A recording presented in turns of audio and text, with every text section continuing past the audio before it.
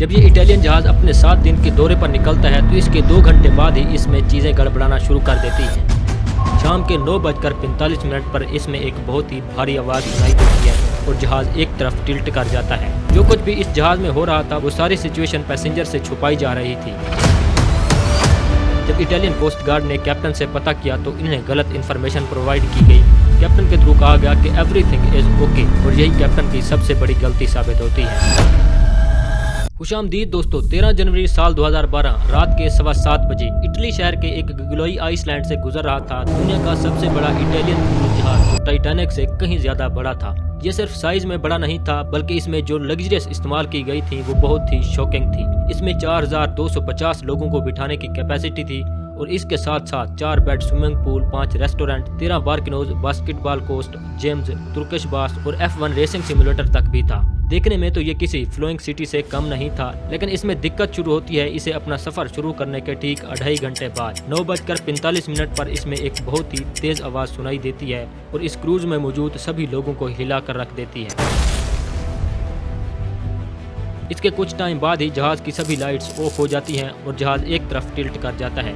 इसमें बैठे सभी पैसेंजर को लगता है कि जहाज में कोई इलेक्ट्रिकल फेलियर हुआ है, लेकिन इसके कुछ ही देर बाद एक और आवाज़ सुनाई देती है और अब जहाज दूसरी तरफ टिल्ट कर जाता है।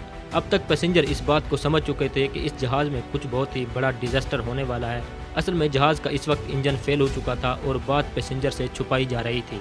कैप्टन फ्रांसिस्को, जिसने इस शिप की कमांड संभाली हुई थी, जहाज को अपने नॉर्मल रास्ते से हटाकर इटली के एक गिगलोई आइसलैंड के करीब ले गए और ये एक बहुत ही बड़ा डेंजरस मूव था। इसका मकसद था कि ये अपना इटालियन जहाज इस आइसलैंड पर मौजूद लोगों को दिखाना चाहते थे, क्योंकि इतना बड़ा जहाज जब किसी आइसलैंड के करीब से गुजरता है तो बहुत ही खूबसूरत नजर आता है। लेकिन इस चक्कर में जहाज ने रॉक से टकराव कर लिया और हिल में 70 मीटर लंबी चोट लग गई और जिसकी वजह से इस क्रूज जहाज में धीरे धीरे पानी भरने लगा और लोगों में खौफ फैल गया।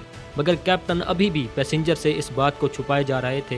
कैप्टन अभी भी झूठ बोले जा रहा था। वहां पर मौजूद पैसेंजर ने एक इटालियन कोस्ट गार्ड को सभी सिचुएशन बताई और इस पे कोस्ट गार्ड ने जब कैप्टन से पूछा तो कैप्टन ने कोई भी दुरुस्त इन्फॉर्मेशन नहीं दी और यही झूठ ही बहुत सारे लोगों की मौत का सबब बनता है। 10:54 जब कैप्टन को रियलाइज हुआ कि बहुत बड़ी तबाही होने वाली है तो तब जाकर उसने इस जहाज को छोड़ने का फैसला किया, लेकिन तब तक इटालियन जहाज 30 डिग्री पर टिल्ट कर चुका था। लाइफ बोट में भी जगह बहुत कम थी। लोग अपनी जिंदगियों के लिए लड़ रहे थे। कुछ लोग पहले ही पानी में कूद गए और कुछ क्रू मेंबर ने जान बचाने के लिए पैसेंजर की मदद की, लेकिन कैप्टन जहाज को छोड़ चुका था।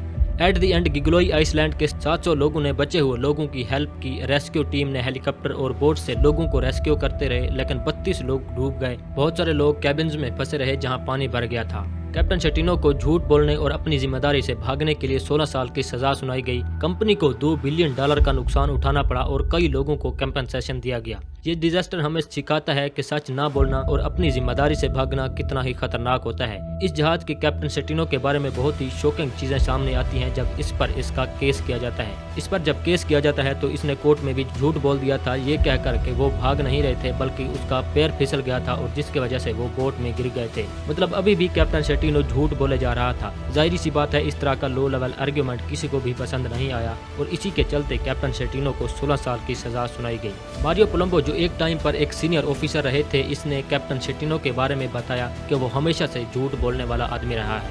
इसी इटालियन जहाज में एक और कैप्टन भी मौजूद थे, रोबर्टो बोसियो, जिसने लोगों की जान बचाई और इसने कहा, only a disgraceful man would have left all those passenger on board. मेरी जिंदगी का ये बहुत ही खराब एक्सपीरियंस था, एक ट्रेजेडी थी जो हमेशा मेरी जिंदगी में रहेगी। मुझे हीरो मत बुलाओ, मैं तो अपनी ड्यूटी कर रहा था जो कि मुझे करनी चाहिए थी।